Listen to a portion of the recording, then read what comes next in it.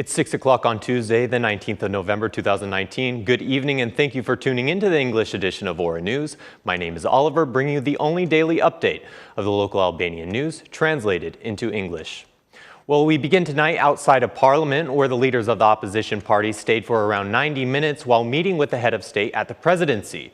The Democratic Party leader, Luzin Basha, along with his allies, was invited to discuss the situation in the country, even amid clashes between the head of state and the majority over the establishment of the Constitutional Court. The head of state revealed the meeting with the opposition at around noontime today. According to his press release, we learned that the head of state introduced all participants to the dramatic situation playing out in the country, and notably to the unilateral constitutional implementation of justice reform. According to President Ilir Meta, the process of manipulating the appointment of members for the Constitutional Court aims at seizing the court through the abduction of the constitutional right of the President of the Republic to make his appointments. The President even branding it the country's most flagrant scandal on justice reform and the violation of the Constitution.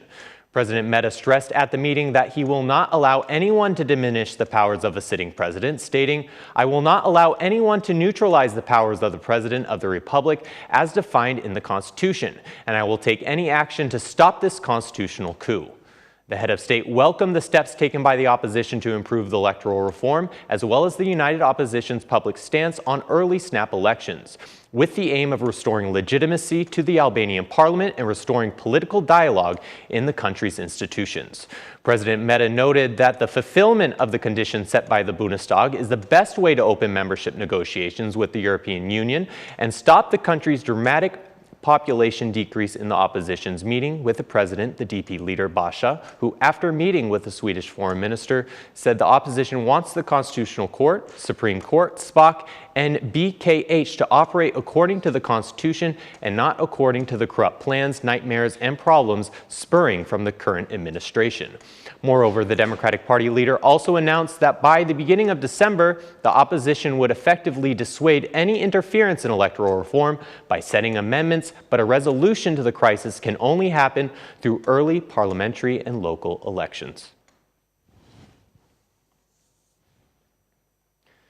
Next up tonight, concerns over funding for political parties in the election campaign has driven a wedge between the stances held in the Democratic Party and those held by the internationals.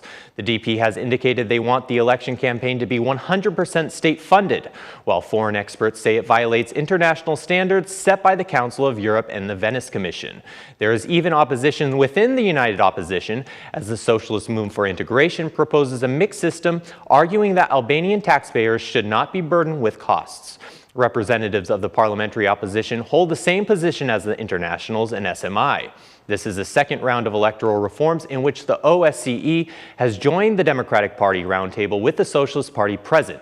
Even the Socialist co-chair of the Special Commission said they were awaiting a draft written by the United Opposition. The DP representative, Ivi Caso, guaranteed that the joint opposition would have a draft ready before the Commission's term ends. Meanwhile, Bernd Burchard, the head of the OSCE in Tirana, despite being declared undesirable in the presidency, stayed away from the media and preferred not to talk about the table organized by the OSCE office in Tirana. Well, more news involving your wallet. Any individual with 2 or more jobs earning less than 30,000 lek per post will now be required to pay what the government considers their fair share of taxes. New changes to the fiscal package indicate that the income from multiple jobs will now be unified when placed into the government system. In this way, individuals working 2 or more jobs and earning, say, 50,000 lek in total will now have to be taxed for 20,000 lek at 13%. This is because there is no tax on earnings up to 30,000 lek.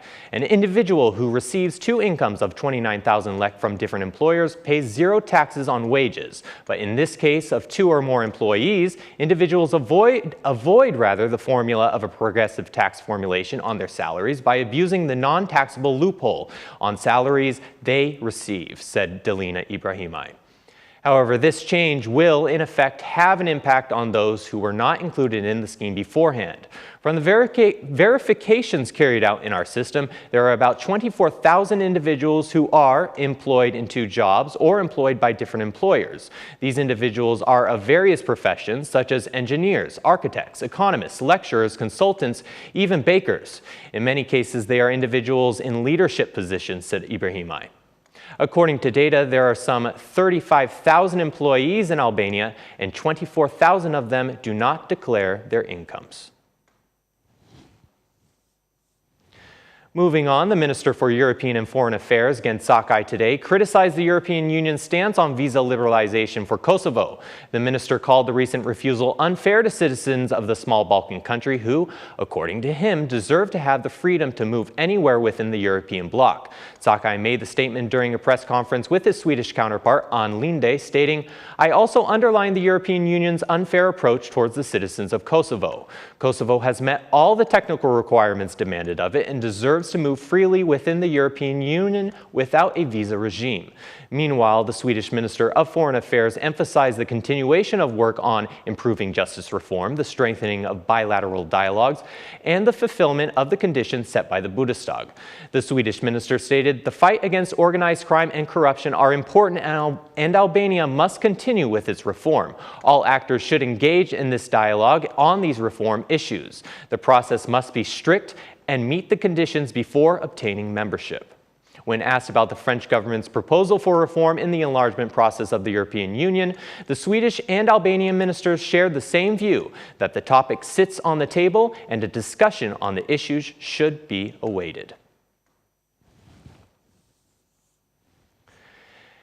Terrible traffic and deafening noise. This is what characterizes the early hours of the morning in Albania's capital. Long queues and overcrowded roadways not only drive drivers off the rails, but it makes them late to work or school too.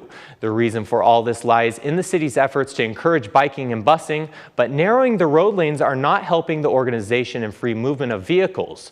RTV Ora News monitored the situation on several main streets in Tirana, noting that the capital's citizens are complaining more and more every day.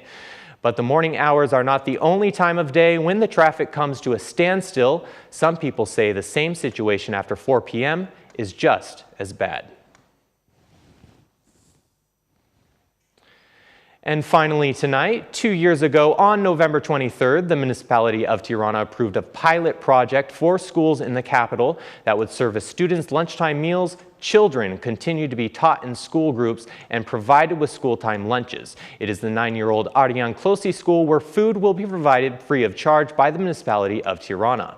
This goes for all children attending the Kombinat Betim Mucha School, Hoxha Tashim School, and Red School, stated Arion Valiai back in November of 2017. The project detailed the students' menu as well as the fees their parents would pay starting in February 2018. But still, 2 years after decision-making, it turns out that the municipality of Tirana has not kept its promise. At Hasim Tassini School, the municipality would cover 50% of the food costs offered by the institution, while the rest would cost 80 lek per day. According to parents, the infrastructure has been improved, but school children still take their own lunches and eat in class. They say that if food were provided by the school, they would be more confident about what their children consume. The same project to provide free school food also remains on paper at Adrian Klosi School. At this school, the municipality would have to fund 100% of the food, but even though 2 years have already passed, not the slightest effort has been made to keep that promise. On January 29th of last year, on behalf of this project, which was never implemented, the Tirana Economic Development and Education Center opened a tender for the provision of catering services in schools. In this case, the limit fund was foreseen in the amount of 27.5 million lek. And that's the news across the country today. Thank you so much for watching our English edition this evening, and be sure to join us again every Monday to Saturday at 6 p.m. for the latest news from Albania. On behalf of Ora News, thank you and have a good night.